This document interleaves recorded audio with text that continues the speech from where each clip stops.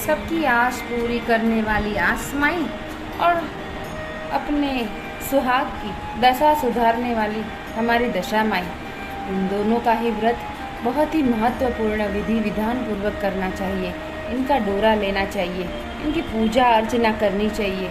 इस दिन हमें कहानियाँ सुननी चाहिए। तो आइए आज हम सुनते हैं उनकी 8वीं और 9वीं कहानी। बोलिए दशा मात की जय, बोलिए आशा मात की जय। एक राजा की 2 रानियां थीं। राजा की अति प्यारी रानी का नाम लक्ष्मी था। राजा की दूसरी रानी पटरानी, जिसका नाम कुलक्ष्मी था। एक दिन लक्ष्मी रानी काठ की पाटी ले मलिन वस्त्र पहनकर कोप भवन में जा लेटी। राजा ने उससे पूछा कि तुम चाहती क्या हो? वह बोली कि कुलक्ष्मी रानी को देश निकाला दे दो। राजा की प्यारी न होते हुए भी कुलक्ष्मी रानी आखिर में पटरानी तो थी, अतः लोक लज्जा के कारण उसे सहसा निकाल सकते से लाचार होकर राजा ने उसे उसके पीहर भेजने का बहाना किया। उन्होंने रानी को एक पालकी में सवार कराया और आप घोड़े पर सवार होकर साथ चले। एक संगन वन में पहुंचकर राजा ने पालकी रखवा दी और कहारों को वहां से हटा दिया। उसके बाद वे घोड़ा दौड़ाते हुए अपने महल में जा पहुंचे। कुलक्ष्मी रानी को बाट देखते सवेरा हो गया।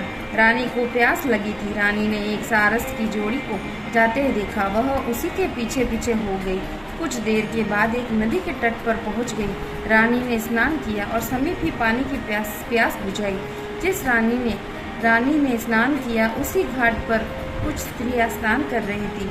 उन्होंने आशा दशा रानी के डोरे लिए। उनके पास एक डोरा अधिक था। एक रानी ने डोरा लिया। रानी डोरा लेकर डोली में आकर बैठ गई। थोड़े देर में आशा दशा एक बुढ़िया का वेश धारण करके आई। बोली कि बेटी यहाँ क्या कर रही हो? रानी ने पूछा कि तुम कौन हो? बुढ़िया ने कहा कि मैं तो तेरी मौसी हूँ। रानी उसके गले से लिपटकर रोने लगी। उससे अपनी विपत्ति की कहानी बुढ़िया को कह सुनाई। दशा रानी आशा रानी की कृपा से उसकी जगह माया रच गई। रानी ने भाई भुजाई आदि सारा पीहर आप ही वहाँ प्रकट हो गया। रानी ने 9 दिन तक दशा रानी आशा रानी की कथा कहानियाँ कही। 10वें दिन डोरे की पूजा की। उसी दिन सवेरे दशा रानी ने कहा कि तुम आज नदी में स्नान करने जाओगी, वहाँ तुमको स्वर्ण कलश मिलेगा, उसको ले जाना और डोली तुमको लेने आएगी, उसमें निसंकोच सवार हो जाना। रानी नदी के स्नान करके गई। वह स्नान करके निकली तो किनारे 2 सोने के कलश रखे थे। उन्होंने भी 5 सुंदर रेशमी वस्त्र सवरे हुए रखे थे। रानी ने वस्त्र बदलकर घड़े भरे और जो ही अपने स्थान की ओर चलना चाहा, त्यों ही एक डोली सामने आती दिखाई दी। रानी समझ गई कि हो न हो इसी डोली के बारे में मौसी ने मुझे सूचना दी थी। वह फौरन डोली में सवार होकर अपने घर गई। वहाँ सब स्त्रियां समेत रानी ने दशा रानी के डोरे की पूजा की, सुहागिनों को भोजन कराया, पालना कराया। तदनंतर रानी अपने पीहर के परिवार में आनंद पूर्वक हिल मिलकर रहने लगी। सहसा राजा और रानी का स्मरण हुआ। वह चलता चलता उस स्थान पर पहुंचा जहां वह रानी का डोरा रखा था, परंतु उसे यह देखकर बड़ा आश्चर्य हुआ कि जहां संगन वन था वहां सुंदर नगर बसा हुआ है।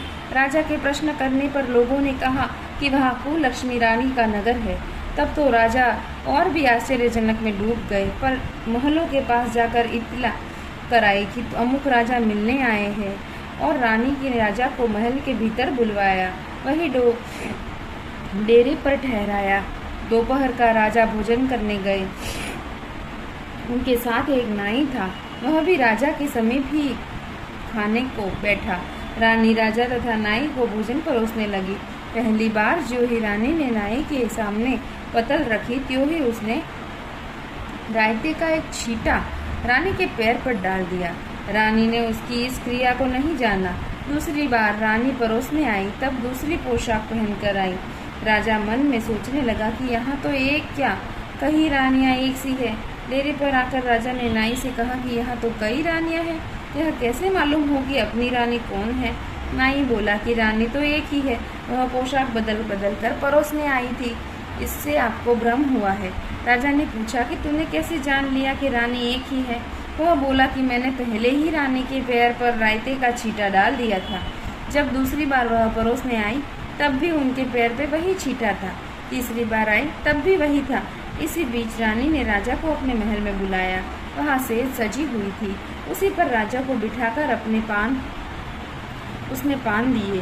राजा लेट गया। रानी पैर दबाने लगी। तब राजा ने कहा कि रानी, बहुत दिन हो गए, अब राजधानी को चलो।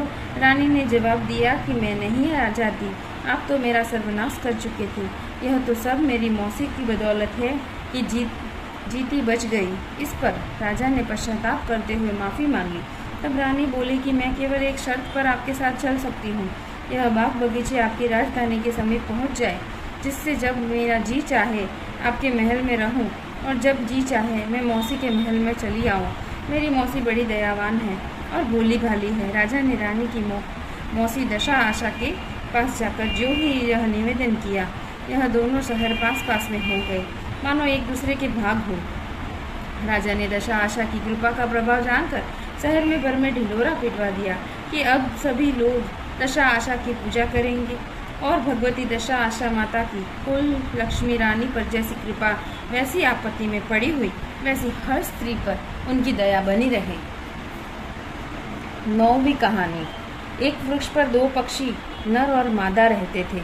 मादा पक्षी के बच्चे नहीं होते थे। जब वह 4 चिड़ियों में बैठती तब वह प्रायः सबको बद्धा कहकर उससे घृणा करती। इससे चिड़िया अत्यंत दुखी रहती थी। एक दिन वह अपनी स्थिति पर विचार करते हुए नदी के पानी पीने गई। वहाँ स्त्रियां दशा आशा के गंडे ले रही थी। उन्होंने आपस में कहा कि कोई स्त्री या मनुष्य तो नहीं जिसको यह डोरा दे देते, न हो तो इस चिड़िया को गले में यह डोरा बांध देते हैं। यह नित्य यही जगह आकर कथा सुन लिया करेगी। इसको पूजन की विधि भी बतला दी जाएगी। पूजन के दिन यह पूजन भी कर लेगी। तदनुसार उन्होंने चिड़िया के गले में डोरा बांधकर उसे समझा दिया कि 9 दिन तक बराबर तो इस जगह आकर कथा सुन लिया करना। 10वें दिन 21 गेहूँ लाकर एक गेहूँ तुम खुद चुन लेना। चिड़िया ने 9 दिन तक प्रेम पूर्वक कहानी सुनी। 10वें दिन स्त्रियों को बताई विधि अनुसार डोरा पानी में डालकर पारना किया। कुछ दिनों के बाद उस चिड़िया के बहुत बच्चे पैदा हुए। अन्य चिड़ियों का बड़ा आश्चर्य हुआ कि वे बोले कि इसके तो बच्चे होते हैं नहीं।